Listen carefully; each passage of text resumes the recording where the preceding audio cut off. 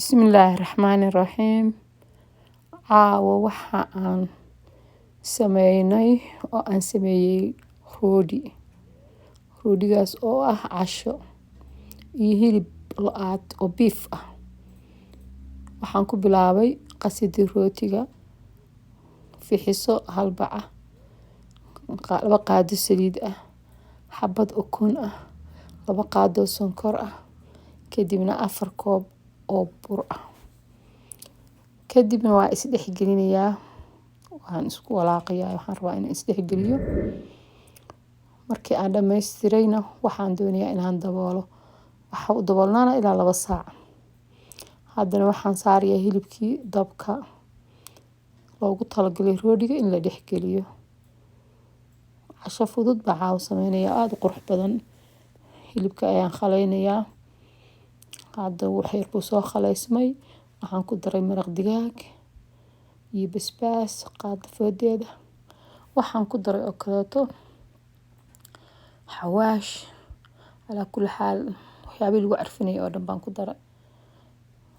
Waxaa hadda khaleynaynaa waa hilibkii lagu dar lahaa rootiga. Rootigeena uu inoo daboolan yahay intuu ka soo faxayo. Waxaan ku daray barbarooni iyo basal. Ayaan haddana hilibkii ku sii daray si aan maaragtay u sii wanaajiyo u maceeyo. Waxaan rabaa dhexda in laga geliyo. Sidaas ayaan doonayaa. La socda casho macaan ayaa caawa karinayaa cashadaasna. Waxaan rabaa idinkuna inaad karsataan. Burka ayaa ii soo faxay. Rootiga burkiisa iigu faxay. Waxaan bilaabayaa inaan fidiyo. Waxaan caawa sameynayaa rooti waaweyn oo aan ahayn midkii yaryara. Rooti casho ah oo u fiican dadka maaragtay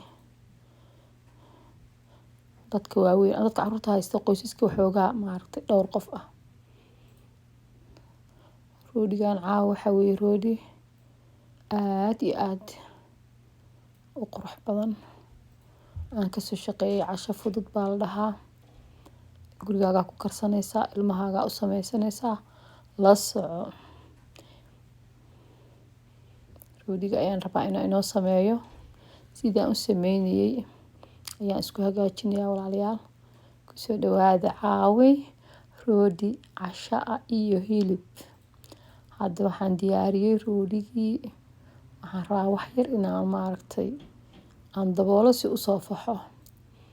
Hadda uu soo faxay.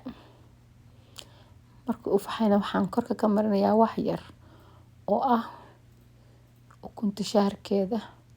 Ayaan korka ka marinayaa ilaa uu ii soo faxay. Wax yar baa korka laga marinayaa. Kadibna waxay noqonaysaa inaan ovenka geliyo. Waxaan hadda u wadaa ovenka.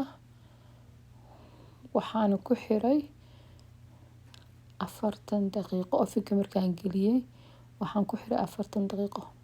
Wuxuu ka soo baxay ovenkii asagoo sidaa u eg. Marka rootigii waa u bislaaday. Waan ka soo saaray ovenka asagoo saa u qurux badan. Hadda waxaan dhex gelinaynaa hilibkii iyo salarkii iyo maaragtay ayaan dhex gelinayaa. Waa casho aad u macaan oo fuul ah oo aad gurigaaga ku sameysanaysid. Cashada saa u qurux badan baan sameeyay. Adinkuna sameysta si aan u soo badiyo. Waxaad ii saartaan like iyo share iyo maaragtay wax walba iyo subscribe. Assalaamu calaykum waraxmatullaahi wabarakaatuh.